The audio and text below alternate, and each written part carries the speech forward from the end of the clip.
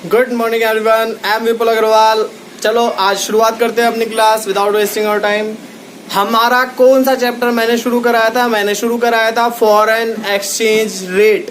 कल मैंने आपको क्या समझाया था कि फॉरेन एक्सचेंज क्या होती है, हमारी डोमेस्टिक करेंसी क्या होती है और हमारा फॉरेन एक्सचेंज रेट क्या होता है। कल मैंने आपको ये सब बातें बताई थी। तो कल मैं एक बार हल्का सा बता देता हूँ मैं कि फॉरेन करेंसी कौन सी होती है। Currency other than the domestic currency is called foreign currency. और फॉरेन एक्सचेंज रेट कौन सा कहलाता है? हमारा जिस रेट पे हम एक करेंसी से दूसरी करेंसी को एक्सचेंज करते हैं।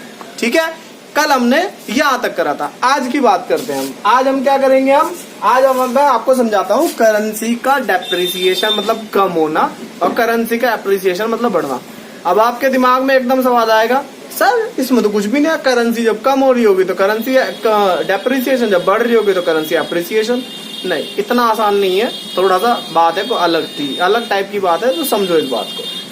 तो करेंसी डेप्रिसिएशन क्या होती है? Currency depreciation refers to decrease in the value of domestic currency. Domestic currency की वैल्यू में कमी आना in terms of foreign currency. Foreign currency की टर्म्स में मतलब अपनी फॉरेन किसी भी हर देश का अलग अलग हिसाब चलेगा। मतलब हम अगर मैं बोलूं डॉलर से हमारी देश डेप्रिसिएट हो रही है, हमारी करेंसी डेप्रिसिएट हो रही है, एप्रिसिएट, या जरूरी नहीं है डॉलर से डेप्रिसिएट हो रही हो, तो क्या पता पाउंड से हमारी देश की करेंसी एप्रिसिएट हो रही है, तो अलग अलग बात होती है। पहली बात। दूसरी बात, हम अलग अलग, जैसे क्या हो गया, decrease in the value of domestic currency, हमारी डोमेस्टिक करेंसी की वैल्यू में कमी आना। हमारी डोमेस्टिक करेंसी और कौन सी है? रुपीज। रुपीज की वैल्यू में कमी आना in terms of foreign currency, किसी भी देश की दूसरे देश की करेंसी के टर्म्स में। समझते हैं एग्जाम्पल के थ्रू। पहले $1 ₹50 मिल जाते थे एक डॉलर के, अब $1 के ₹60 मिल रहे हैं। याद रखना, हमेशा लेफ्ट हैंड साइड वाली करेंसी देखेंगे। अब बताओ एक बात, एक पेन हमारा पहले ₹10 का था, 5 रुपीज। एक पेन पहले ₹10 का था, अब ₹5 का मिल रहा है। तो क्या कम हुआ? रुपीज कम हुआ कि पेन की वैल्यू कम हुई? रुपीज की वैल्यू कम हुई कि पेन की वैल्यू कम हुई? तो आप बोलोगे सर पेन की वैल्यू कम हुई। ऐसे ही यहाँ पे भी ध्यान रखना, हम लेफ्ट हैंड साइड को कोमोडिटी की तरह मानते हैं हमेशा, तो कभी हमारा क्वेश्चन गलत नहीं होगा। यहाँ पे कोमोडिटी कौन सी है? हमारी डॉलर। मतलब एक डॉलर मतलब एक पेन पहले ₹50 का मिलता था, अब ₹60 का मिल रहा है, तो डॉलर तो बढ़ गया यहाँ पे सर। डॉलर यहाँ पे क्या हो गया? बढ़ गया। तो ये डॉलर का एप्रिसिएशन है, हमारी डोमेस्टिक करेंसी का डेप्रिसिएशन हो जाएगा। मतलब अभी समझाऊंगा उस बात को।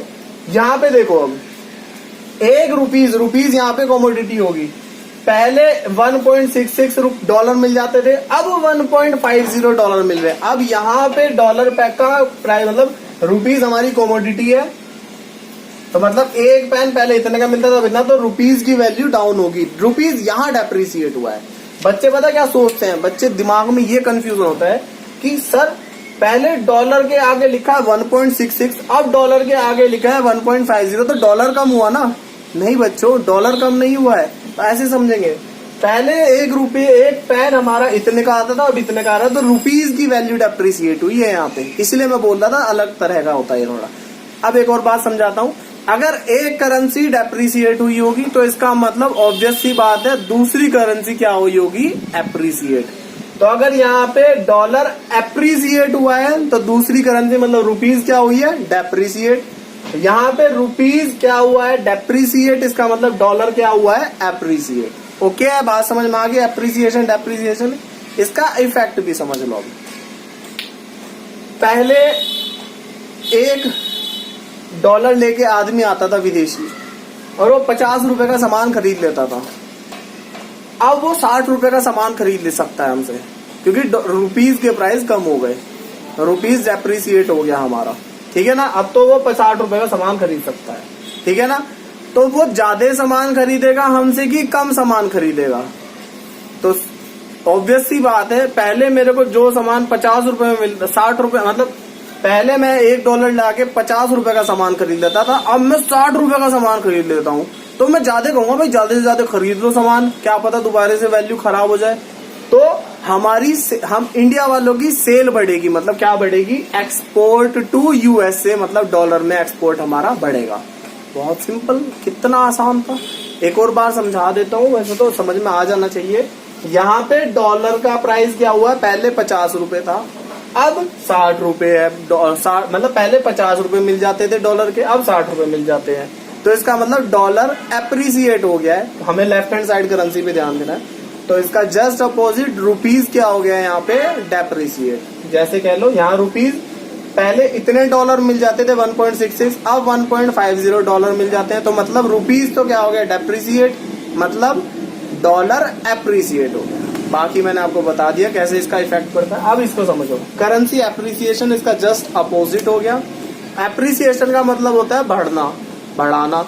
तो पहले मेरे को it refers to increase in the value of domestic currency, domestic currency की वैल्यू में बढ़ाना, बढ़ना, बढ़ोतरी होना in terms of foreign currency, किसी भी दूसरे देश की करेंसी के कंपैरिजन में। तो समझो पहले $1 में मेरे को मिल जाते थे 60 रुपए, मेरे को मतलब विदेशी को, और अब उसे मिल रहे हैं 50 रुपए। तो यहाँ पे किसकी वैल्यू कम हुई, तो समझो डॉलर की वैल्यू यहाँ पे कम हुई। मैंने लेफ्ट हैंड साइड करेंसी बोला था, तो यहाँ डॉलर की वैल्यू क्या हुई, कम।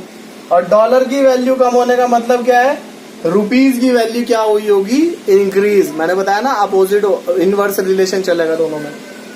यहाँ पे देखो पहले $1 में कितने मिल जाते थे, $1.70, और अब कितने मिल जाते हैं, $1.60। तो इसका मतलब है रुपीज, इधर की कमोडिटी देखेंगे, रुपीज की वैल्यू क्या होगी, कम। तो इसका जस्ट अपोजिट डॉलर की वैल्यू क्या होगी हमारी, एप्रिसिएट। यहाँ पे थोड़ा सा चेंज कर लो, क्योंकि हम एप्रिसिएशन का एग्जांपल समझ रहे हैं, तो रुपीज की वैल्यू में बढ़ाना चाहूंगा यहाँ पे, ठीक है। मैंने इसे बढ़ा के दिखना चाहूंगा। तो यहाँ पे रुपीज की पहले $1 में मिल जाते थे $1.70, और अब मेरे को मिल रहा है $1.80। तो यहाँ रुपीज के वैल्यू हमारी बढ़ गई, एप्रिसिएट हो गई। इसका जस्ट अपोजिट डॉलर हमारा कम हो गया होगा। समझ में आ गई बात, बहुत सिंपल सा तरीका था, कोई प्रॉब्लम नहीं होने की आपको इसके अंदर। अगर स्टिल कोई प्रॉब्लम होती है तो आप इसे एक बार रिपीट करके भी देख सकते हैं वीडियो को, या फिर मेरे से आप पूछ सकते हो विदाउट एनी हेजिटेशन। ओके बच्चों, हैव ए नाइस डे।